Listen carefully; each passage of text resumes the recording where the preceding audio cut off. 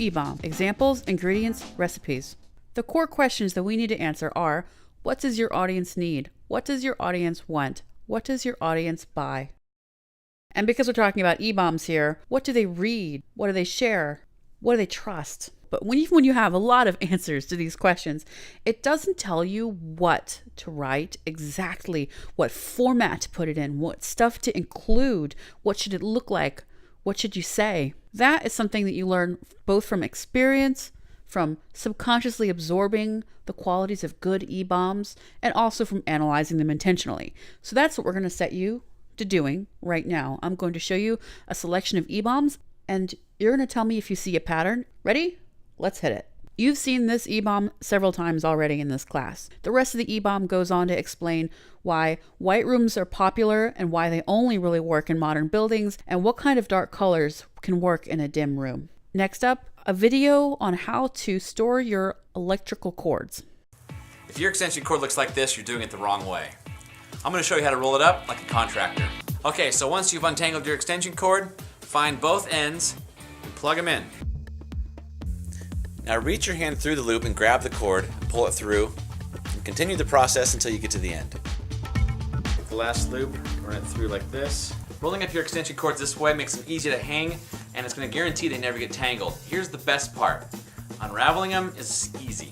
Simply undo your last knot there, and it just falls apart. This is an e-bomb from a 30 by 500 alumnus. This is a technical question that a newbie might ask, and lots of examples including code. Here's another e-bomb from a 30 by 500 alum. But there is one voiceover environment that might just be the easiest and most accessible of all. The inside of your car. The inside of your car is great because it's small and it's full of materials that absorb sound. And if there's too much background noise, you can just drive somewhere else. Let's see how it compares to the other voiceover solutions we've covered so far. Cushion test. Check test 1, 2. ISO booth. Check test 1, 2. The inside of my car. The next time you need to record a voiceover, give it a shot. Here's an e-bomb from analytics company Kissmetrics. In case you're not familiar with the idea of the fold, it's a question of where do you place your actions such as sign up, free trial, etc. in terms of the size and shape of your web page. Here's another e-bomb from a 30 by 500 alum. This one's a twofer. It's a blog post about how to estimate your potential software as a service growth, and she made a spreadsheet to do the calculations for you.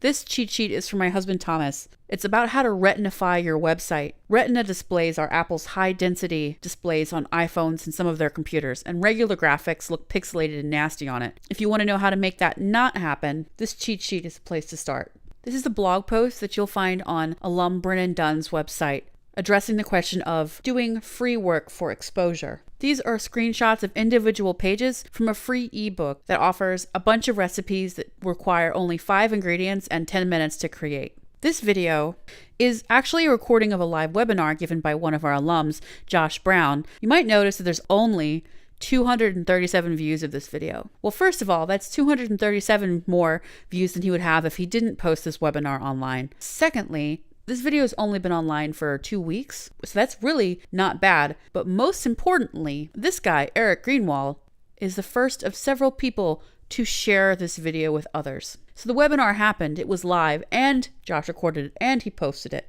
And that actually brings us to discussion of results. I actually calculated the value of this particular e-bomb that I wrote back in 2012. This has been tweeted well over 96 times by now. Got me well over 60 newsletter signups. And given the price of our products and our conversion rates and whatnot, each sign up to our list is worth nearly $200. This e-bomb was, very soon after I posted it, worth quite a lot of money indeed. Frankly, I'm too busy making lessons for you guys to update these stats. Believe me, they've gotten better since then. It was also back in 2012 that I talked to Brennan about the results from this podcast, back when he was only on episode 8. 12 of the attendees of his new workshop mentioned the podcast as being a reason that they signed up. In other words, this podcast got him somewhere in the order of $12,000 of revenue back when it was new. This email from alum Brandon Savage, who doesn't have a huge list, who isn't super internet famous, well, this email helped him sell $2,000 worth of his workshop. This seemingly boring video about how to roll up your extension cords has 487,000 views. Let me repeat that. 487,644 views. Now this video is created by Build.com. They sell building materials. This is an e-bomb for sure. This cheat sheet my husband made that turned into a promotional tool for his book has been downloaded over 100,000 times. This little ebook with all these super fast, simple, and delicious recipes, when the lady dropped this e-bomb, she was relatively unknown. And today, she has over 64,000 subscribers. Is it all directly attributable to this one little free ebook? I'm sure it's not. Is a large part of it due to this free ebook, which I saw circulating everywhere? I think so. So by now, you've certainly noticed some patterns in these e-bombs. The key pattern, of course, is that they're all educational. E-bomb is short for educational content marketing, because regular old content marketing just has the idea that any old thing that gets eyeballs is good enough. We don't think that that's the case.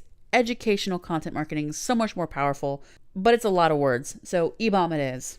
So if you remember the example that we used to introduce e-bombs, it's this one. My room is dark. What color should I paint it? Essentially, I asked the internet, and then I ended up here. And that is key to the process. That is key to a very powerful type of e-bomb. An e-bomb that answers a question. And note too that this e-bomb doesn't simply say, white is not good. I already knew that. If she just said, use a dark color, I don't know that I would have believed it. But because this quote that she starts off with is so compelling and sounds so much like what I want, then I believed this e-bomb and I kept reading, and I eventually tried the advice. And the supporting details here in these words are proof that she and this guy she's quoting understand my problem. A light color will never come to life in a dark room, but a rich, deep color can make a dim, somber space, which is what I had, feel warm and luminous, which is what I want, even though it receives no natural light. My living room gets some natural light, but very little. This is proof to me on an emotional level that this person understands my problem. So question and proof. Does the pattern hold up? Why, yes. Yes, it does. What if your Rails app couldn't tell who was visiting it? And here's some proof, some supporting detail. Maybe it's a user ID or a preferred language, or whether they always want to see the desktop version of your site on their iPad. These are all things that users want your site to remember. It doesn't just say, here's sessions, here's how to use them. Justin goes and he provides this proof that he understands the reader's problems. Should you ever work for free? Question. Most would say no, but does it ever make sense to do stuff without pay? More question. More proof that Brennan understands the problem, because he knows what clients and other people often will say to you when they're telling you you should work for them for free. This will be huge for your portfolio. If this works out, it'll lead to a lot of paid work from us.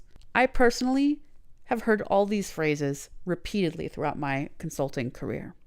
This is the recipe for the simplest e-bomb, and it may be the simplest, but don't let that fool you. It is extremely powerful to simply take a problem someone has, take a question that they have, which is a type of pain, get really specific, prove that you understand their very specific scenario, and then help them with it. And so this is the recipe that you'll be using to start dropping your very first e-bombs.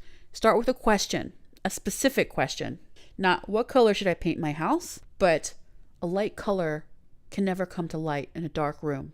Provide detail, provide proof that you understand. Quotes are great too. Then give an answer. Just one answer. Don't write a book. Take those specific proof details and provide an answer that makes sense with those. And then add your simple template call to action. Don't miss my next post. Drop your email in the box below and get it straight in your inbox. It really is that easy, and you're about to start doing it. But maybe you have a question, and maybe your question is, but Amy, I'm not internet famous. I don't have a list. Nobody knows who I am. Nobody reads my blog. I've got like 5 Twitter followers. Will this really work for me? It doesn't seem like it should, because it's really easy for you to say, and by you, I mean me, Amy. It's easy for me to say, look at all the followers I have. Look at how big my list is. Well, here's your question, and here's your supporting detail that proves that I understand your problems, right? It really works. And to address the actual question, nobody starts off, quote unquote, famous. Everyone starts from nothing.